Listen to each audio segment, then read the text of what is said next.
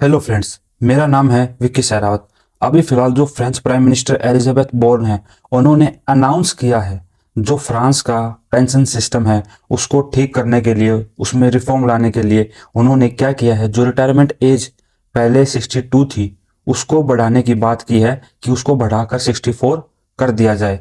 तो जो ये अनाउंसमेंट की है तब से क्या हुआ है कि हर चारों तरफ क्रिटिसिज्म ही क्रिटिसिज्म मिल रहा है इस रिफॉर्म को लेकर।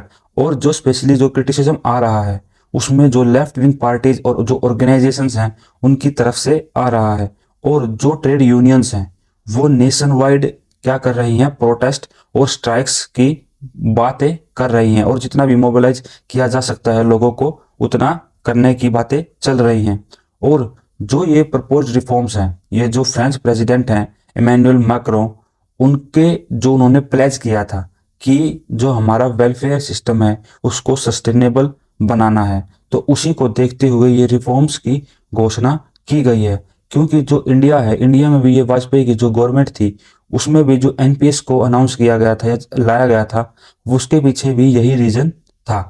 तो जो गवर्नमेंट है उसने ये बोला है कि जो लाइफ एक्सपेक्टेंसी है लोगों की अब वो बढ़ रही है, तो फ्रांस को अभी इन रिफॉर्म्स की जरूरत है ताकि जो फिजिकल बर्डन है, जो पेंशन पेमेंट्स का जो फिजिकल बर्डन है स्टेट के ऊपर, उसको कम किया जा सके। क्योंकि जो अभी फिलहाल है फ्रांस में जितने भी वर्कर्स हैं उनको स्टेट पेंशन मिलती है। तो जो मैक्रो हैं ये पहली बार उन्होंने रिफॉर्म करने की कोशिश नहीं की है, ये चीज वो पहले भी कर चुके हैं 2019 में, और उस टाइम भी बहुत ही ज्यादा प्रोटेस्ट हुई थी। तो क्या हुआ है कि जो ये रिफॉर्म्स को प्रपोज किया गया है प्राइम मिनिस्टर के द्वारा अभी फिलहाल, तो उन्होंने ये बोला है कि जो मिनिमम रिटायरमेंट एज है कि जिससे कि फुल पेंशन मिलेगी उसको धीरे धीरे करके क्या होगा, हर साल 3 महीने करके बढ़ाया जाएगा।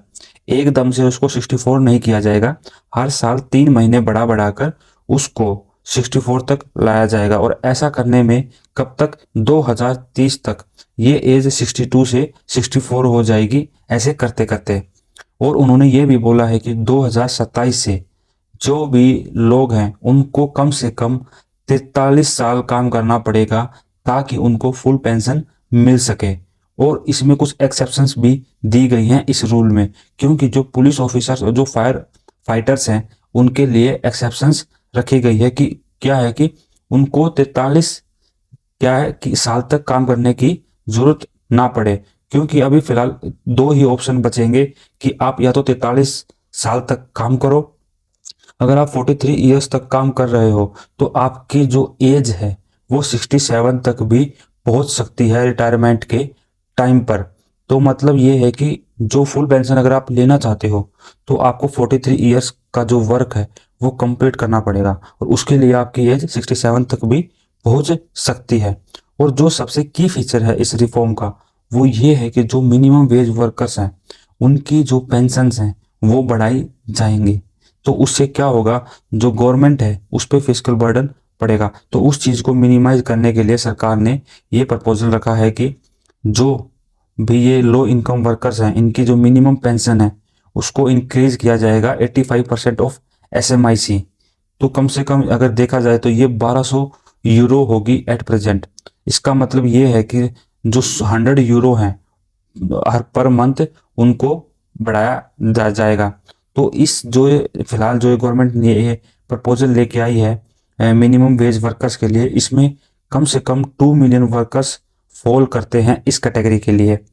और जो ये स्पेशली क्रिटिसिज्म आ रहा है स्कीम के लिए वो आ रहा है जो फ्रांस की लेफ्ट विंग है वहां से ये चीजें, और जो भी ट्रेड यूनियंस हैं वो इस चीज जो रिफॉर्म्स हैं उनको क्या है कि एक्सेप्ट करने को रेडी नहीं है। वो ये बोल रही हैं कि इस रिफॉर्म के बजाय सरकार को टैक्स सिस्टम के बारे में सोचना चाहिए, और जो टैक्स इवेजन हमारी कंट्री में हो रहा है उसको रोक के भी गवर्नमेंट क्या कर सकती है, जो ये फिजिकल बर्डन है इसको कम कर सकती है।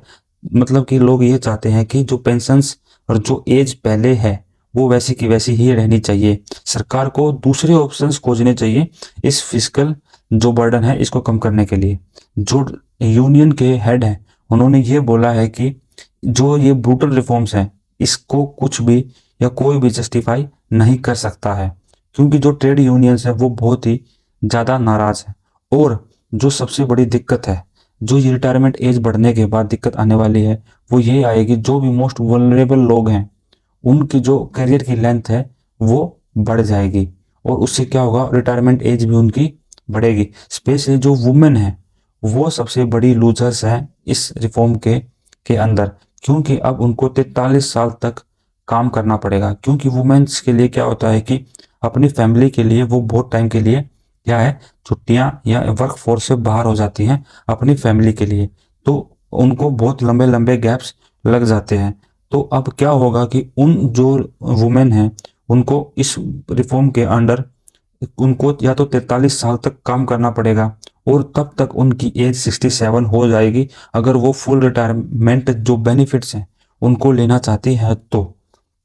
और इसके अलावा जो पेंशन्स हैं, क्योंकि क्या है कि सरकार ने जो पेंशन्स बढ़ाने की बात की है वो जो उनकी मिनिमम वेज है उनके हिसाब से बढ़ाने की कोशिश के लिए बोला, ना कि इन्फ्लेशन के हिसाब से, जो कि गलत है।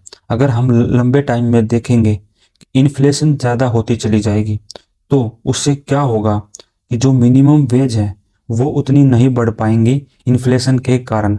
तो इसकी वजह से जो पेंशन इनकम्स हैं वो कम होती चली जाएंगी over the period of time.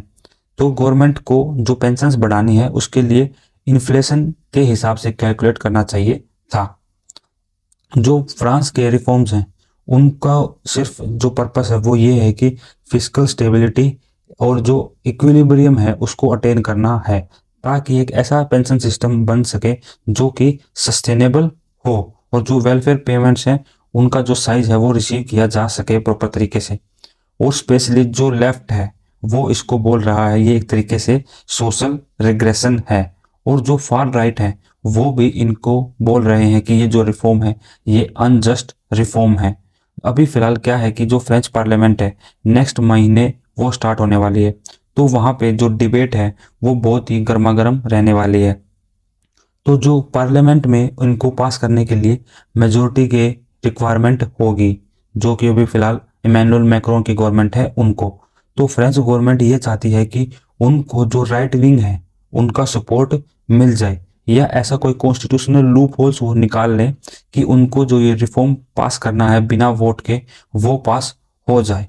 तो अभी फिलहाल जो ये प्रोटेस्ट है ये बहुत ही तेजी से बढ़ रही है, और जो मेन ट्रेड यूनियंस हैं 8 उन्होंने स्ट्राइक्स और प्रोटेस्ट के लिए बोला है, ताकि इस जो ये पेंशन रिफॉर्म्स हैं इनके खिलाफ वो ये चाहते हैं कि एक ऐसी पावरफुल मूवमेंट क्रिएट हो जाए इस पेंशन के अगेंस्ट लंबे टाइम में। तो वो ये चाह रहे हैं कि जितने भी पब्लिक सेक्टर के जो वर्कर्स हैं वो भी इस प्रोटेस्ट में इन्वॉल्व हों, और जो teachers, nurses, railway, police unions हैं उनको भी बोला गया है कि इस जो मूवमेंट है इसको ज्वाइन करें और इस मूवमेंट को बड़ी मूवमेंट में तब्दील कर दें, ताकि जो एनर्जी और रिफाइनरी जो जितने भी वर्कर्स हैं उनको स्ट्राइक्स करने के लिए बोला गया है।